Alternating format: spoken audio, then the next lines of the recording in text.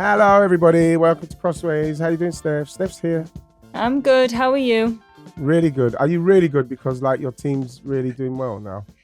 Yeah, They look really good, Steph. Yeah, I think especially after the Champions League win, it's massive, and I think more for, I don't know, for the girls, I'm just absolutely really happy for them because it's hard when the change of manager comes in. There's so many different things you need to kind of get your head around, but also you're playing Chelsea 4 times in a row. It's a lot to take in, but actually, Wrighty, I've got a bone to pick with you. Go on So then. you With your did that coach on face. your I saw you with your Instagram. coach face. I know you said I that to saw us you with as your well. coach face as well at the end of the game. You look so No, serious. What I'm did you not a see on very good Instagram? watcher. No, I'm saying you could have saved that little Instagram outburst for the Crossways pod. You were You know all something? over my Instagram feed. Oh, no. You know I what it was? know. I was watching the game and I was livid and I swore. And Nancy said, "Why did you swear?"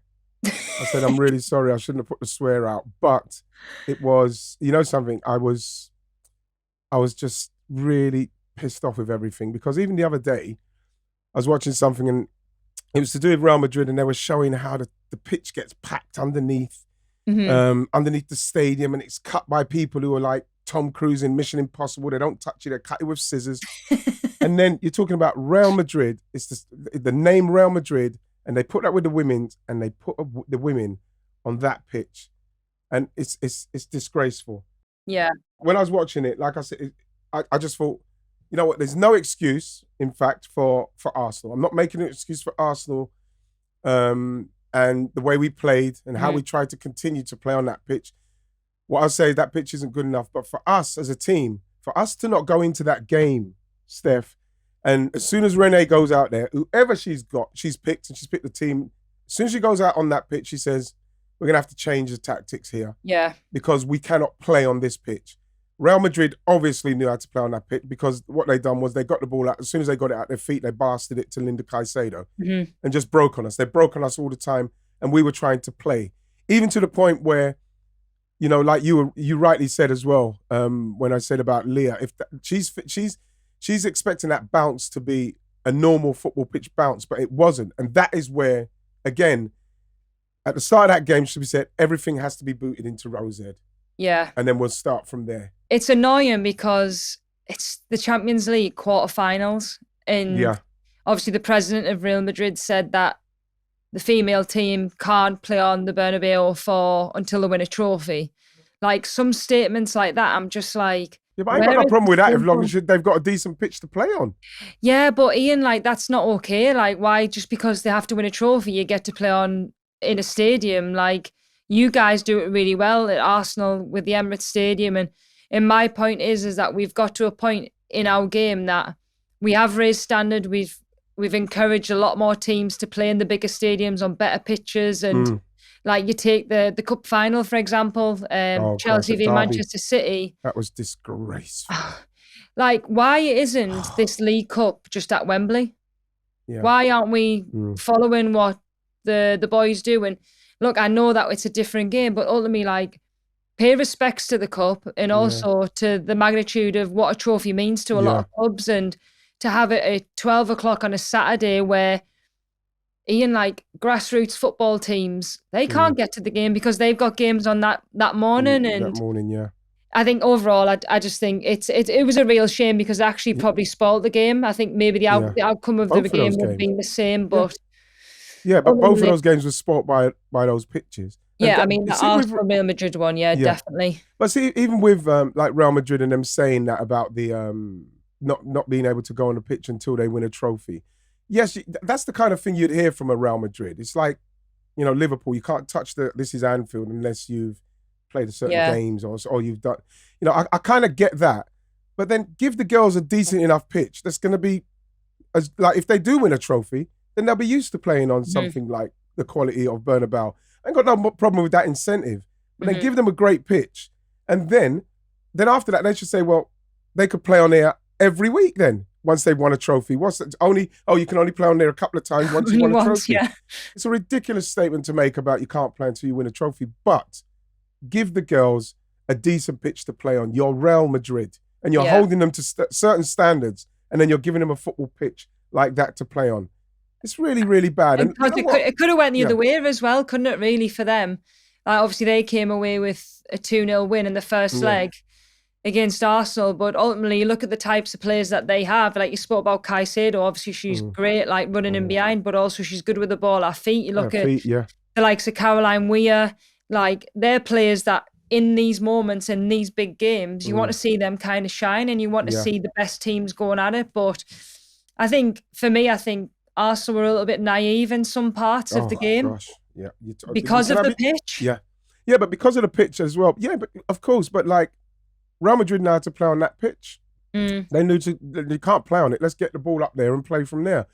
We've got the England captain, the Ireland captain, the Switzerland captain, the Australian captain. We've got Kim Little, who's the club captain. Major experience in that team to recognise this with the experience. They have got to recognise, and Rene has to take a lot of this as well in respect of the blame, that, listen, this is tough. It's tough for us to play how we want to play. We are leaving this place with a clean sheet. That's all that the game plan should have been. Yeah. If we have to come back in a 5-4-1, whatever they come back and play, just make it difficult for them. Because if you're going to then restrict someone like Linda Caicedo's space to run into, she can't hurt you. Mm-hmm. Those are the things that I'm thinking, what is going on? It's like, are they not watching this? And then not only that, not only concede the goal, but we concede 2 goals. Yeah. And obviously, you look at Zinsberg and you think to yourself, well, yes, she should have saved that, but she hasn't been playing a lot of games. She is a goalkeeper that we know can have that kind of game where, she's playing well and all of a sudden, a shot that I believe she should save, she let in, but she ain't been playing games. And again, it's the standard, it's the level of Arsenal now. The whole squad, when you look at that squad, it's time for Arsenal now to say, right, we can't keep doing the Arsenal. Yes, they're the leaders in it and they're one of the pioneers and they've won so much. They've got to a place, Arsenal now, where they're just settling. They're settling. The team now has not got enough pace in it. It's not got enough energy in it, and it's not got enough drive to win things in it. There's got to be a massive overhaul in that team. That point that you made about, like, obviously maybe dropping a little bit deeper and trying to play through, I think that's probably maybe been a bit of a problem for us over the last few games, is that teams have been able to play through quite a bit. Yeah. I think you look at like the likes of the West Ham game, the Liverpool game, and Everton. It just becomes a little bit easier, especially when you're trying to play that expansive football. And I mean, what did you think about Russo playing in that number 10? Yeah, but on a decent pitch, if you've got Stina up top in front of her, and then you've got someone like Kyra Cooney-Cross who can get the ball to her, right? Because you're looking at the moment, and Kim, there's a lot of sideways passes. Leah, I think people have worked them out a bit. They're getting really close to them. There's a lot of negative sidewards and backwards passes. I think if you can get, especially on a decent pitch, the ball to Cooney-Cross, who can hit diagonal passes, she can do that, and she could pass through the lines. If you've got that with Leslie just in front of Stina and she could get to turn, it's a brilliant scenario. Yeah. Because as long as Stina can keep herself on side, right, she is going to cause unbelievable amount of problems for people, especially with Leslie, with that lovely turn she can do and a nice appreciation for the pass. Perfect. Absolutely no problem in that respect for me with Leslie. Easily do that. I just don't like Cal Denty not being in the middle of your midfield. Yeah, honestly. I think, and obviously you probably... Especially on that pitch as well. She couldn't have been on that pitch. And obviously you're trying to take the pitch out of the kind of the equation. Yeah. But I think the likes of Ford in Champions League against Real Madrid, where they're going to be physical, they're going to be fast. Yeah. Like, you want to be using their strengths as much as possible, because in Champions League, them goals matter and clean sheets do matter. And maybe if you're going back to London with a 1-0, you're like, okay, there's hope. Like, you know that Arsenal are always going to score, but 2-0 is going to be tough. It's going to be really tough.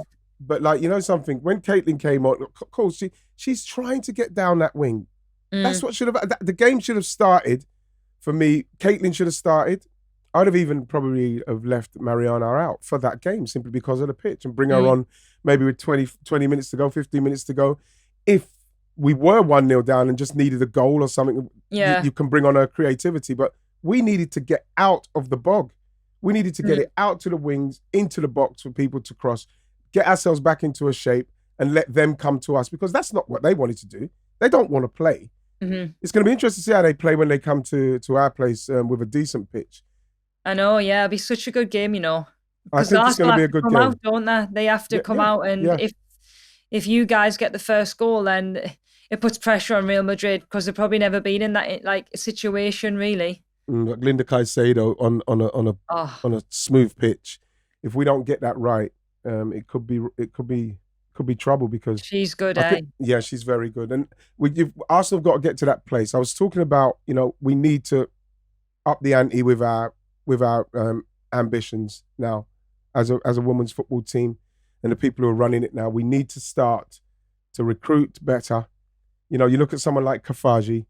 You know what I mean? I don't know what's happened there. How she's training, what's going on. She's not in the picture, is she? She's not in the picture. She's a player. She's a creative player. She's a good player. Someone that I thought that, okay, yeah, she could come in and bring that creativity in the 10. She's not played. She's not played nowhere near enough. I saw her post something and then retract it, which is something that says she's obviously very frustrated. But for her to not be playing because they don't trust her defensively is poor from Arsenal, and they shouldn't have signed her then in the first place. Yeah, they shouldn't have done that. And those are the things that's quite annoying. Yes. You hear that with the forwards quite a lot, and I don't know. I think that's where the game's kind of going. It's like you want your number 10s to be creative, but also you want them to be the first person in the press to go and kind of set the tempo, defensive work and stuff. And there's very few number 10s that can do both. And sometimes you have to sacrifice a little bit of something. Yeah, but she's a young girl as well. Yeah. She's coming to a new club, But she must be so frustrated, Steph. That's the thing. I mean, and again, you have to look at the recruitment in that respect, because they've signed somebody who's obviously very talented, and she's not moving at the pace they want her to move. And I don't know how they expect her to move at that pace when she's come for her offensive abilities, and then she has to learn the defensive stuff. But give her a chance to be doing what we could say. Well, I know she's not great defensively, but you've seen what she's given us going forward. Give her the opportunity for some games so we could see, but she'll create something out of nothing for us. She's the one. And then you work on, we've got to work on a defensive side.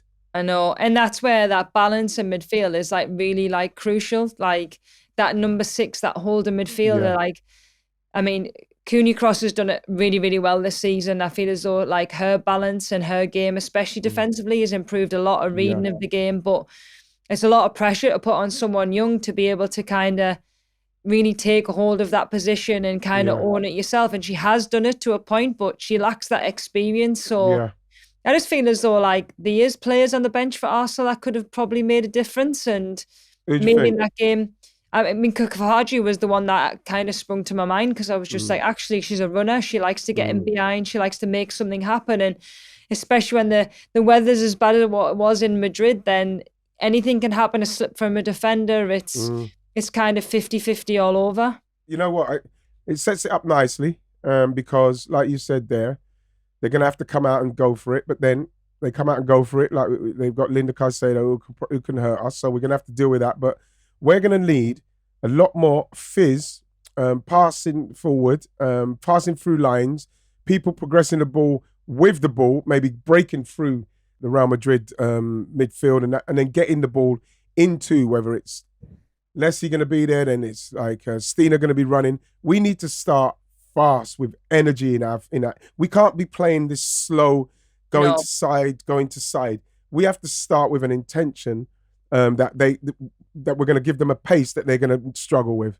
It's interesting because I spoke to a few of the, Lai Alexandri and Leila Wabi, and they were saying, what's the difference between WSL and obviously La Liga in terms of the female game? And obviously their big thing that they always say is intensity. Our league is massively intense, and especially in Champions League, if Arsenal can bring 80-90% of the intensity that they have in this league, I don't think Real Madrid would be able to cope with them, if I'm being honest, especially at the Emirates. You know what I'll do, Steph? I would give Emily Fox the job of mark Linda Caicedo for the game. Well, from a physical point of view, she can match her. She can easily match her with her strength. And I would say to her, listen, I want you getting booked and stuff like that, but I want her. If she's going to beat you, she's going to have to beat you with her best skills. Yeah. I want you in her face continually for that game. That's your job. If you get the opportunity to put a cross in, brilliant. But in your job, stop her. And then make it a 10 against 10 game. You mark Linda Caicedo and we'll go and really, really put pressure on Real Madrid. Honestly, I think if you get a fast start and it's just intense, I actually don't think Real Madrid could live with you guys. I really don't. We need a fast start. Yeah, they really do. But I love it, I love the Champions League. Well, good. I tell you who don't need a fast start. Man City. Why? Because they looked very good. Yeah. They looked very, very good. The two centre-halves, Alexandri and Pryor, I thought were fantastic. Yeah. Obviously, Kerolin took the limelight with her unbelievable performance against one of my favourite players. She was causing her all sorts of problems. And then Viv coming off the bench with her quality and finishing it off was brilliant. Fantastic. Really, really good performance from City. The kind of performance as well, just before you go in there, Steph, that when you look at them, I thought they believe we can beat them. It just felt different watching that City Chelsea game to the one before when they weren't ruthless enough. No, I think for me, being there and watching and just being in and around the team for the last few days, I think belief's massive. And I think that mentality, like as a footballer, like you do need that little bit of love. You do need that little bit of kind of, this is the realisation. You're in the Champions League quarter-final against Chelsea, and Chelsea have had a great season, and I'm not knocking Chelsea one bit, but they are beatable, and the girls proved that last night. And I think you mentioned Gracie Pryor there. She's come through the academy at Manchester City, and she's probably been thrown in right in the deep end. Her first games against... She played against West Ham Sink or swim, and then she went to the League Cup. League Cup, she did well. She did well against Ramirez. Probably could have done things a lot better, but you're going to make mistakes, and that's all about learning. But yesterday, I thought, the centre halves were outstanding. I think to kind of limit Chelsea to that many chances, and to the chances that they had were in terms of XG very low impact ones. So. I think in general, there was a good feel about the place yesterday, and the girls give it everything. And I think for me, the biggest thing is that they came off the pitch and they really, really enjoyed it. And obviously it helps that they win. When you went in the dressing room afterwards, was there a different energy where it's like, the realisation? I remember when we beat Man United 3-2 when we were going for the Premier League. I remember when we came in the dressing room afterwards, it was different because we'd beaten them. You know what I mean? We beat them at our place, and then obviously later in the season we beat them at their place. But there was something different about the players and the belief. There was just Chelsea running it. Yeah, I think that's the thing. I think obviously Chelsea have been unbelievable this season, and obviously unbeaten until last night. And Sonia Van Basten's created a squad full of world-class players, and they're able to go into the transfer window in January and sign two of the best players in the world. And I think we spoke about that quite a lot in terms of what impact that has on the league, but also as opposition players, you're thinking, oh my God, they have the likes of Lucy Bronze, Lauren James, they have Ramirez. Millie Bright. We have Baltimore, one of our favourite players of the season. Who started the season so unbelievably. And the squad rotation's scary. So I think sometimes as a player, like being there, you kind of think, oh my God, this team's unbeatable. But I think League Cup, we showed glimpses of putting them under pressure and being able to kind of get in their faces and play the football that we wanted to play. But last night, I think everybody that took part, and I think the likes of Viv coming on, made a massive impact, because for me personally, I like her in the number 9 rather than number 10. I think for someone that scores that many goals she's done that year after year at Arsenal, and she's come to Manchester City, but in and around the box, I don't think there's that many players, probably apart from Ramirez and Bunny Shaw, that are as clinical as her. When you looked at City and the way that City were playing, and then you looked at Chelsea, City just grew in the game with confidence. And then I looked at Chelsea, and the way City started against them, you could almost feel like the Chelsea players were like thinking, okay, let's see how long you keep this up, because we'll do something in a minute. But it didn't. They didn't do something. That happened in the League Cup final, though. Yeah. We went for so long, and then Chelsea just have a spell, and then they just kick into gear, and that's what they've done for not just because of Sonia coming in, but also under Emma Hayes. Like, they'll be under the cosh, and then they have players that can change games. Yeah. But then your City, the City side, they played like, okay, that might be coming, but we're still going to do what we're doing. If you're going to do that, then do it. But like, we're still going to do what you're doing. And I thought that what I saw from the Chelsea players was not backing off, but you could feel like they were like, oh, this is getting tough. This is tough. You know? And she threw players on as well. I think when you can make them changes, like Kanya coming on, and you're thinking, oh my God, she's been one of the best players this season for Chelsea, not just for Chelsea, but in the league. And you're looking at our bench, and we're very thin in terms of the numbers that we have. We have big players that are missing. So I think, look, Chelsea didn't play great yesterday. I don't think we allowed them to play great, but I think it wasn't the best performance. So that's not been the best that I've seen Chelsea. But look, I don't take away what Chelsea have done so far this season, because they've been phenomenal. I think in the league especially, they've been ruthless, they've been clinical, and that's why they're nearly 10 points ahead, the 8 points ahead of everybody else, and looking quite comfortable. So, Steph, I've got to ask you about coming in as the coach now with Nick Cushion. I don't know whether it's classed as a coach, but I think obviously... Did you do any speaking to the girls before the game, after anything? Yeah, I mean, even when that means you're a coach then. Even when I'm doing my punditry work, honestly, when I see them, like, come on, like, let's keep going. And I think because I've been there so long and I want the club to do so well, I think it's kind of ingrained that it's my team, and I want them to really be successful, because there's a lot of great people there. And but yeah, I think obviously when my old manager came back and he asked if I could help, and I think when someone like that asks you for that, and you have so much kind of admiration for him, and I think it's kind of an opportunity that I couldn't really say no, to be honest, to, because I'm doing my badges, and that experience is crucial. I think it was just something I couldn't say no, and I really enjoyed it, but I was absolutely knackered last night. I felt as though I'd played, to be honest. You know something? Something's definitely changed. The energy at City has changed, and it's changed very quickly, Steph. The games that I've seen under Nick Cushion to the games I saw with the previous manager, there's something different. There's something off their shoulders. Whatever it is, I don't know what it is, but you could just see it in the way they're playing. You know what I mean? Do you think he'll stay?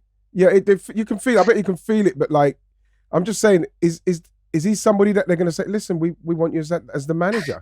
I can imagine them saying it, just because of the impact that he's had over the last seven days. And I mean, I would love him to stay. I think I'd hated it when he went and he left to go to New York. But obviously, he needs to go and have that experience. But him coming back, and look, I think, for me, the impact that he's had has been really, really impressive. So let's just see. Hopefully people can persuade him. But look, I think for me, it's about the here and now. We've got a big game on Sunday, and against Chelsea again, and then another game against Chelsea. So it's going to be a big week. What about injuries? I saw Alex Greenwood on the side there. How far is she? Because he's going to be probably asking you to play soon. So.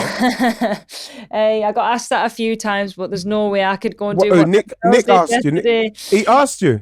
Oh, a little bit of a question, but I don't know whether it was tongue in cheek or what. But look, I hope Alex Greenwood gets back as quick as possible, because she's the skipper, and the girls really miss that experience and that leadership. And also, she's an unbelievable player. Yeah. And the likes of her, Lauren Hemp, obviously we missed Bunny Shaw yesterday. Yeah.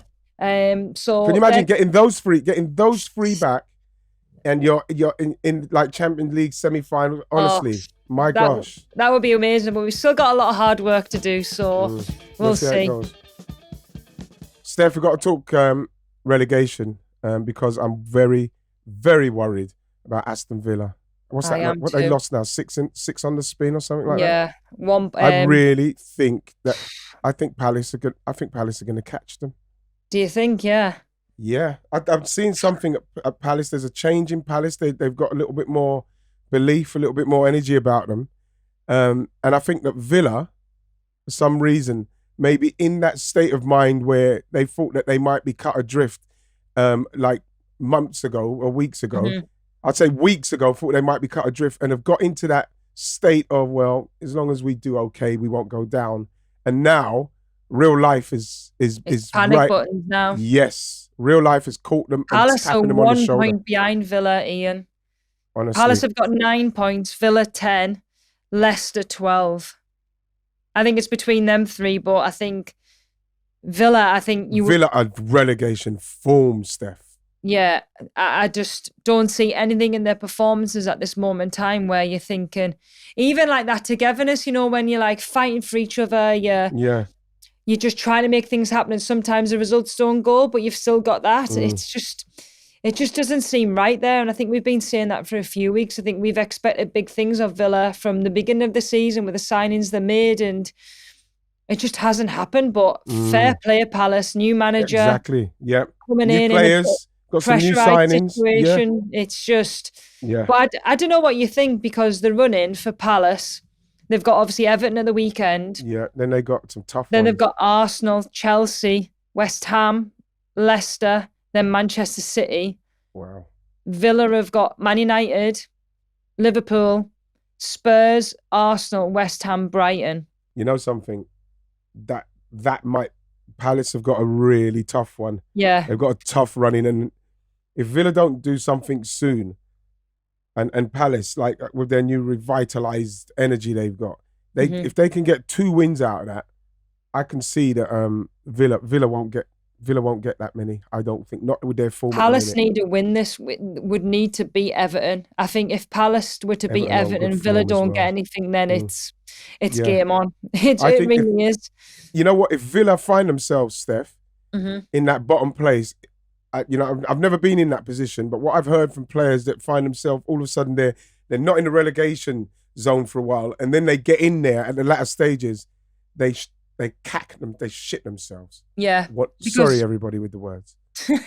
No, you know what? You started the week, so just keep doing it. I started with potty mouth. Yeah, potty mouth Ian everywhere. But Steph, that's normally me. Yeah, Steph, I think I'm gonna make a bold prediction. Go on then. I don't think Villa are gonna get out of it.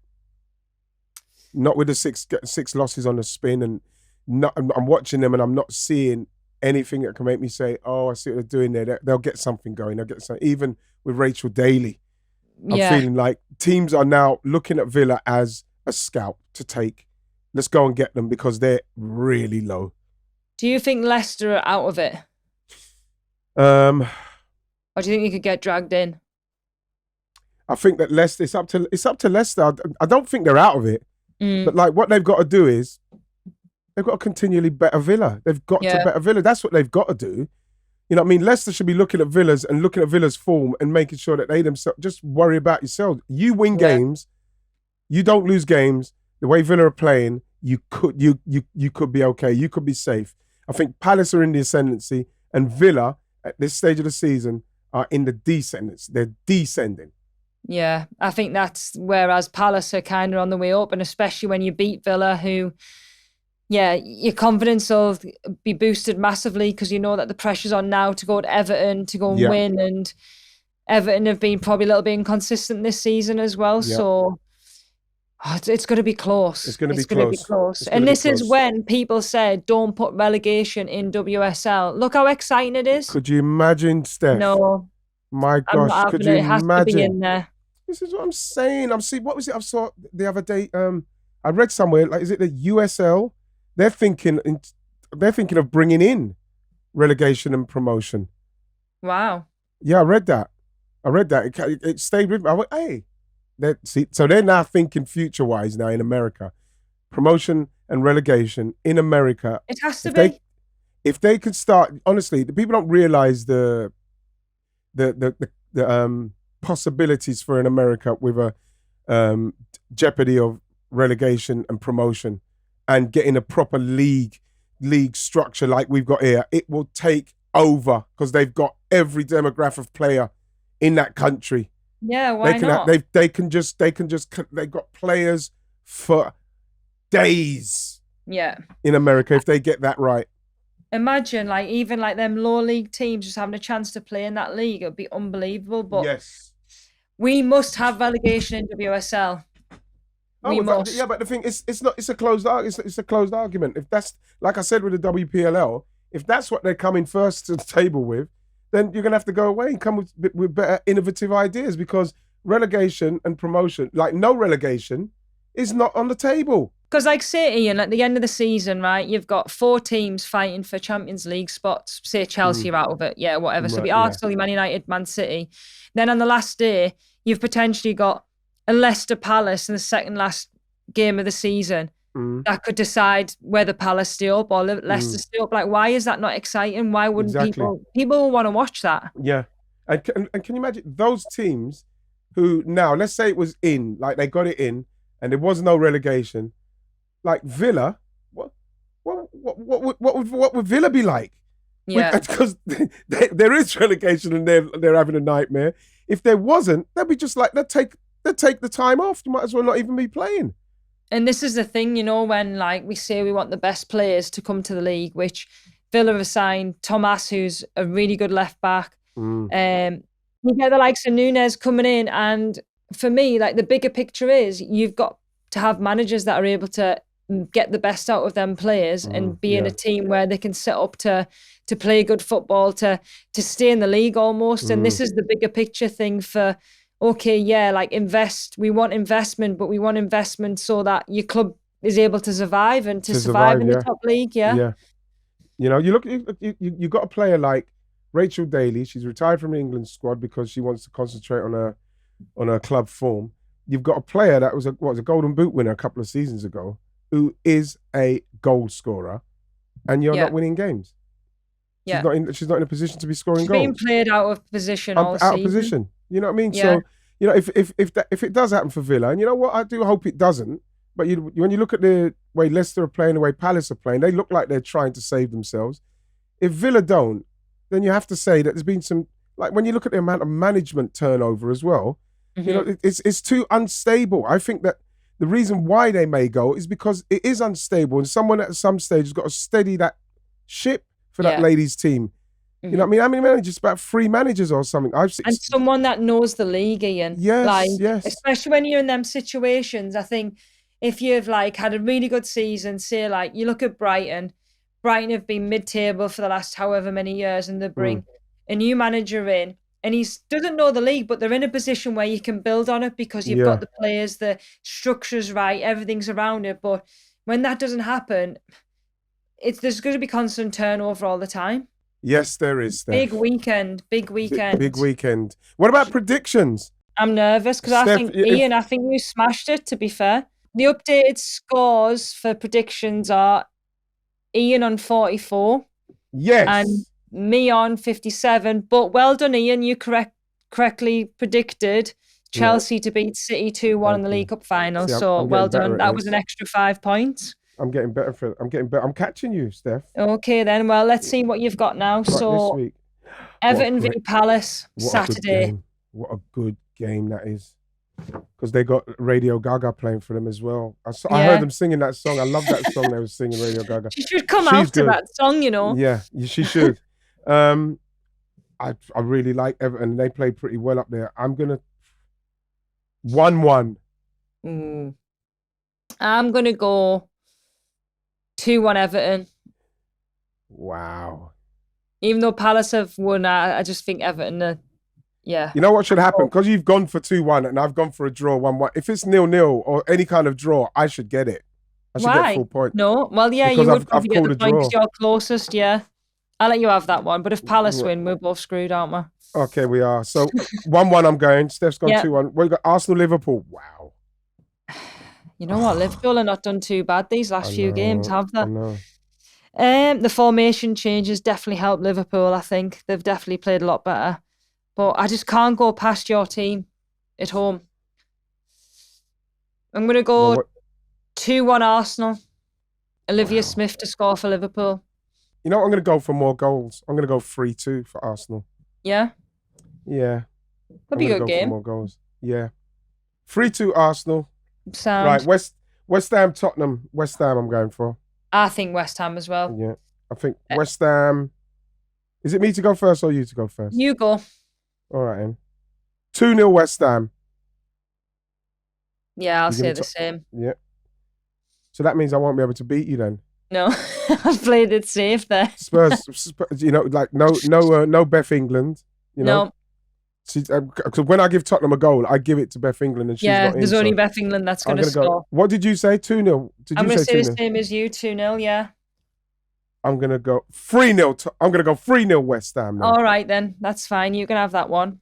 Right, okay. Man City, Chelsea. Again. This is so good. This is so good because we're seeing a reborn City, and we're seeing a Chelsea that have been scorned, women scorned. So we have to look at City's new confidence, Steph. Yeah, I know. I'm going for City, but it's you to go first. Should I go first so you don't have to have the pressure of going in your team? I'm gonna go. You don't. Yeah, you go first. I'll copy you. Okay. I'm gonna say 2-1 City. Come on then. I'll take that. But I reckon. And we You're need gonna go 2-2. You're gonna go more. No, I probably will go 2-2 actually. You should go 2-2 to be safe. But I think that City are going to beat them again. I've got confidence in my team, but I feel as though Chelsea are going to be like coming with some vengeance. Yeah. Leicester, Brighton. I'm going to go 2-0 Brighton. Wow, it's a good shot. I'm going to go 2-1 Brighton. Yeah. 2-1 Brighton. And Villa United. I think that's about. Go on. Who's first? I'm going to go 2-0 United. I'm going to go. I think they'll score more. Who, United? Yeah. Yeah. I'm going to go 4-0. I mean, none of us ever predicted Liverpool and United that score. I know. I'm going to go 4-0 United. Right. Okay. Let's see what happens then. Yes, because I need to catch up. 44, like 57, but like that was a good 5-pointer from me. Yeah, that was really good. Focusing on it now. I'm looking to not be such a rubbish predictor. You were just doing some predictions just because you were just trying to be different. That's why. and now you smashed it.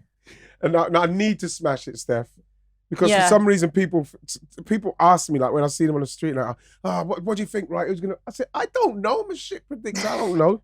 I don't know what's gonna happen in the game. But like, Steffi, everything okay? What, you got a good week coming up, or? Yeah, good week coming up. So doing the game on Sunday. So Man City, Chelsea. Actually, I'm doing the Arsenal Liverpool game for. I'm doing the Arsenal Liverpool game for. My first one for Sky. Are you excited? I am. Yeah, I think I'm with Izzy. Izzy Chris. Cool. That'll be good. I'm looking forward to that. Yeah. Yeah. It'd be really good to watch them this close as well, Arsenal, because like I say, lots of things have to change.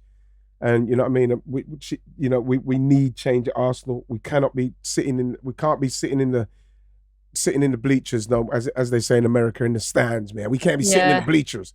I'm got sure to now start to see you. Forward. They'll be motivated. Definitely. I hope so. You'll have to give them a little team talk. No, I can't. I'm too scared if I went in there. I'm not good at that. And the next Crossways, we'll be back together after Champions League. Yeah, and then we'll see what's going on. See how happy we are. I think we're going to come back and beat Real Madrid.